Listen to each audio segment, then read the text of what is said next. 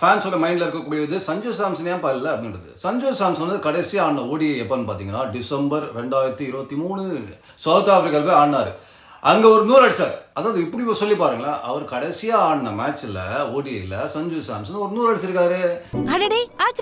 ஏன்னா 2024 மொத்தமே 3 மேட்ச் தான் ஓடிஐ மேட்ச் ஆடினாங்க. அதுல சஞ்சு சாம்சன் இல்ல. அப்பவே கேள்வி கேட்டோம், கடைசி மேட்ச் 100 அடிச்சிருக்காரு சஞ்சு சாம்சன், அவர் எப்படி இல்ல ஓடிஐல அப்படின்னு கேட்கப்பட்டோம். அந்த கேள்விலாம் அந்த சீரீஸ் தான் மரண வாங்கினாங்க ஸ்ரீலங்காவோட. ஓகே, அதுக்கப்புறம் பாத்தீங்கன்னா இப்ப ரீசெண்டா நடந்த சவுத் ஆப்பிரிக்காவை ஜெயிச்சாங்க பாத்தீங்களா T20ல, அதுல வந்து வெளுத்து வாங்கினாரு சஞ்சு சாம்சன் 200 அப்படின்ற போது மேன் இன் ஃபார்ம் அப்படின்ற இருக்கிற சஞ்சு சாம்சனை எங்க எடுக்கல அப்படின்ற ஒரு கேள்வி கண்டிப்பா நம்மளுக்கு வருது.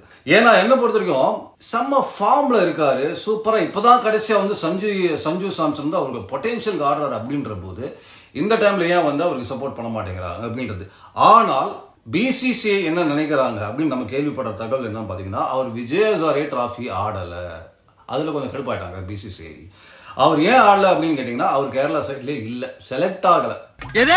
என்னங்க அது, சஞ்சு சாம்சனை கேரளா டீமுக்கு செலக்ட் பண்ணலையா எந்த அம்மே அப்படின்னு நீங்க பேசுறதுக்கு முன்னாடி ஏன்னு கேரளா அவங்க என்ன சொல்லியிருக்காங்க ரீசன் பாத்தீங்கன்னா, நாங்க வச்ச அந்த 3 நாள் கேம்ப்ல சஞ்சு சாம்சன் வந்து கலந்துக்கல, அதனால அவங்க நாங்க டிராப் பண்ணிட்டோம் அப்படின்ட்டாங்க.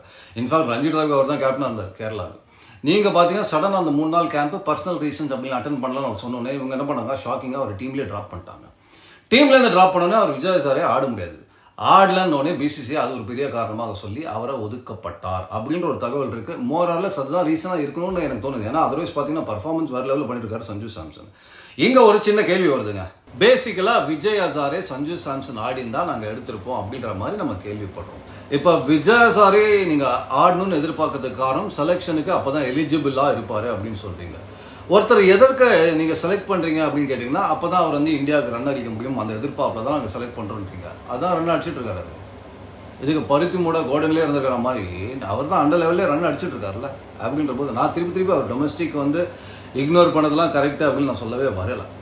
அது என்ன ஏதுன்னு நீங்க கேட்டிருக்கலாம். உடனே என்னப்பா சஞ்சு இல்ல நீங்க போன் பண்ணி இல்லவா நீ யாருன்னா செலக்ஷன் எலிஜிபிள் அந்த மாதிரி ஒரு பேச்சுவார்த்தை நடந்ததா, இல்ல அது சொல்லப்படவில்லையா சஞ்சு சாம்சனுக்கு, அதோட ஒரு இம்பார்ட்டன்ஸ் ஒரு புரியலையா, அதன் காரணமாக அவர் பார்ட்டிசிபேட் பண்ணலையா, இதெல்லாம் கொஞ்சம் ஒரு கேள்விகள் வருது. பட் என்ன பொறுத்த வரைக்கும் நீங்க யோசிச்சு பாருங்க. ஆக்சுவலா நான் உங்களுக்கு வந்து ஒரு 5 சாய்ஸ் தரேன் வச்சுக்கோங்க. ரோஹித் சர்மா, யசஸ்வி ஜெய்ஸ்வால், சுப்மன் கில், சஞ்சு சாம்சன், ருத்ராஜ் கெய்க்வாட். இந்த 5ல உங்க டாப் 3ல சுப்மன் கில் இருப்பாரா?